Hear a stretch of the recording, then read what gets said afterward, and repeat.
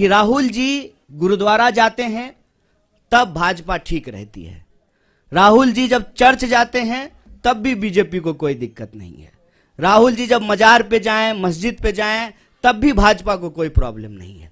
मंदिर में जाते ही ऐसा लगता है जैसे भाजपा वालों को कोई जमाल गोटा खिला दिया हो, अचानक से दस्त होना शुरू हो जाता है। क्या प्रॉब्लम है आपको? इस देश का नागरिक, इस देश का व्यक्ति, इस देश के किसी भी धार्मिक संस्थान पर जाने के लिए स्वतंत्र है। आपका कोई जो है पेटेंट है क्या कि सिर्फ आप ही जाएंगे?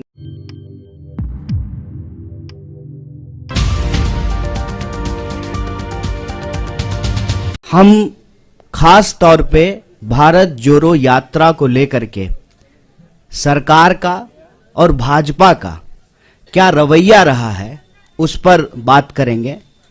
मैं सबसे पहले आपको ये कहना चाहता हूं कि आप सब लोगों ने देखा है शुरू से ही, जब से इस यात्रा का अनाउंसमेंट हुआ है, जब से इस यात्रा की घोषणा हुई है, खास करके भाजपा ने इस यात्रा पर चौतरफा हमला करना शुरू कर दिया।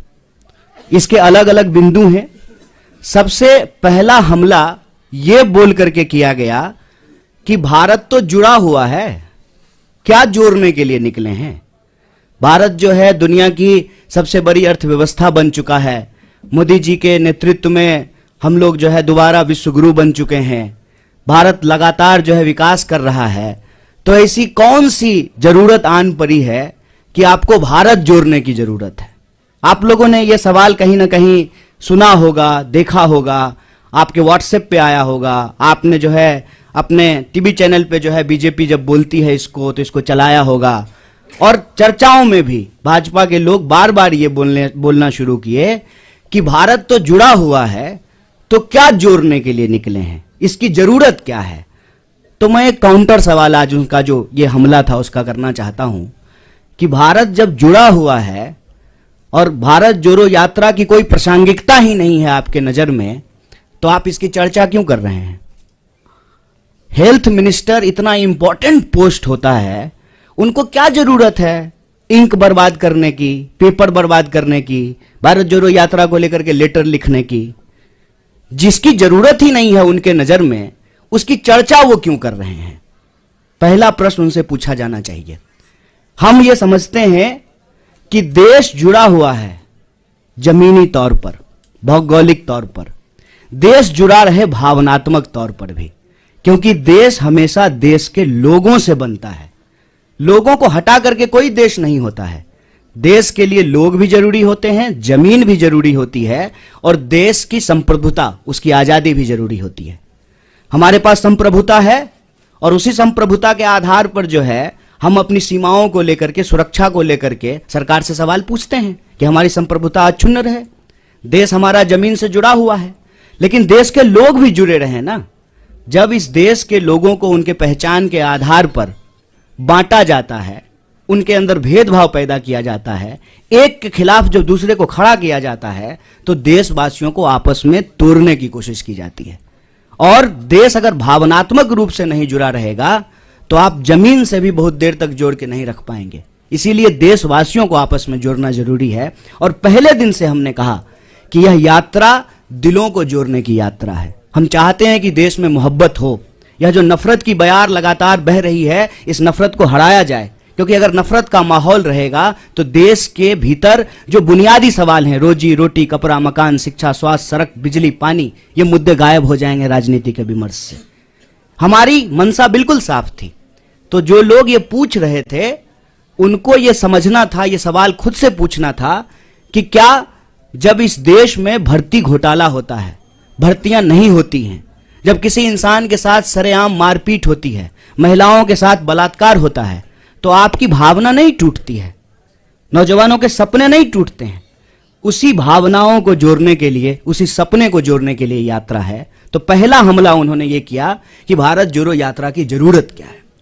दूसरा हमला जब यात्रा शुरू हुई तब उन्होंने दूसरा हमला किया, और यह बड़े शर्म की बात है और बड़ी सोचने की बात है। हमारे बीच में भी मेंबर ऑफ पार्लियामेंट बैठे हुए हैं, इलेक्टेड रिप्रेजेंटेटिव्स हैं, इलेक्टेड रिप्रेजेंटेटिव की एक जिम्मेवारी होती है कि वो जब भी बोले तो सोच समझ करके बोलें, ताकि हम भी उनको फॉलो करें, हम भी उनसे सीखें। और मैं तो कहता हूं कि आज अगर नेताओं की बात पे भरोसा करके कोई स्टूडेंट उसको सच मान ले और परीक्षा में वही लिख दे तो वो फेल हो जाएगा, क्योंकि वो इतना झूठ बोलते हैं, इतना गलत बोलते हैं। आप याद कीजिए, दूसरा हमला हुआ जिस दिन यात्रा शुरू हुई, देश के मंत्री के द्वारा, चुने हुए रिप्रेजेंटेटिव के द्वारा झूठ बोला गया कि राहुल जी जो है विवेकानंद जी की मूर्ति पे नहीं गए थे।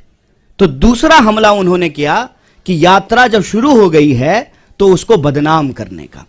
और यहीं पे यह बात रुकी नहीं, फिर बात आ गई जूते पर, फिर बात आ गई फीते पर, फिर बात आ गई टी शर्ट पर, फिर बात आ गई दाढ़ी पर, फिर बात आ गई महिलाओं पर। और यहां पर भी वो रुके नहीं, माने नहीं, हर दिन कुछ ना कुछ निकालना शुरू किए। और जब हकीकत में कुछ नहीं मिला तो जो उनका तीसरा हमला था, जो उनका डर्टी ट्रिक डिपार्टमेंट जो करता है कि किसी का सर किसी के जो है सर के ऊपर लगा दो, किसी का आवाज कहीं पे चिपका दो, यात्रा को लेकर के नकली वीडियो बनाना शुरू किए। यात्रा जब आगे चली जाती है तो पीछे सड़क खाली ही होगी, यात्रा आगे बढ़ गई है तो उस खाली सड़क का वीडियो बना करके दिखाते हैं, कोई है ही नहीं। अरे भाई, जब कोई है ही नहीं, कोई लोग यात्रा में आ ही नहीं रहा है, तो क्यों आपको अभी जो है प्रोटोकॉल की याद पड़ी है? कोरोना प्रोटोकॉल की जरूरत क्यों है? क्योंकि आप तो यही दिखा रहे हैं वीडियो बना बना करके कि कोई यात्रा में आ ही नहीं रहा है। जब कोई यात्रा में आ ही नहीं रहा है तो क्या पेड़ को मास्क पहना दें कि सड़क जो है लपेट करके कंधे पर रख दें राहुल जी के कि नहीं नहीं आप आगे बढ़ गए हैं, सड़क को पीछे कैसे छोड़ दिए हैं, इसको भी लपेट करके कंधे पर ले जाइए। वीडियो, नकली वीडियो, कभी जो है तबलीगी जमात तो कभी कुछ नकली वीडियो बना रहे हैं। जबकि यात्रा में जो लोग शामिल हैं वो देखते हैं सबसे आगे इस देश का राष्ट्रीय ध्वज होता है।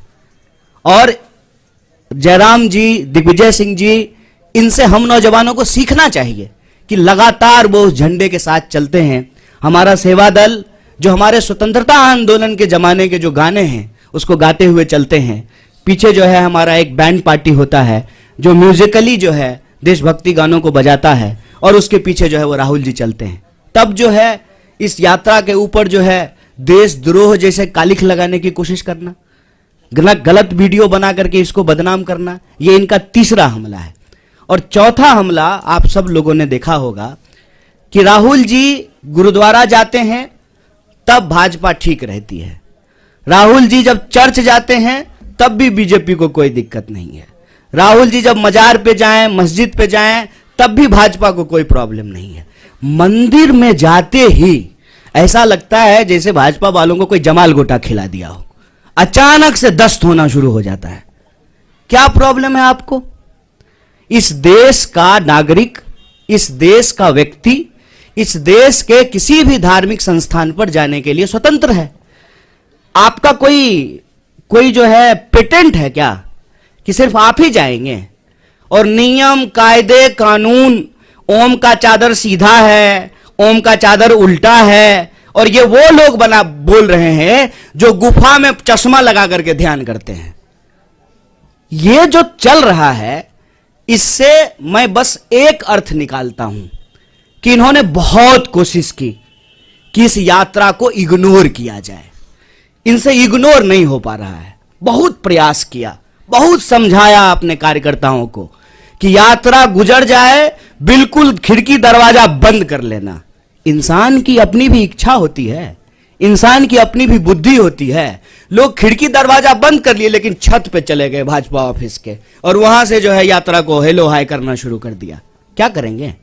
क्योंकि यह यात्रा जिन सवालों को लेकर के चल रही है ना, वो कांग्रेस के सवाल नहीं है, वो देश के सवाल हैं।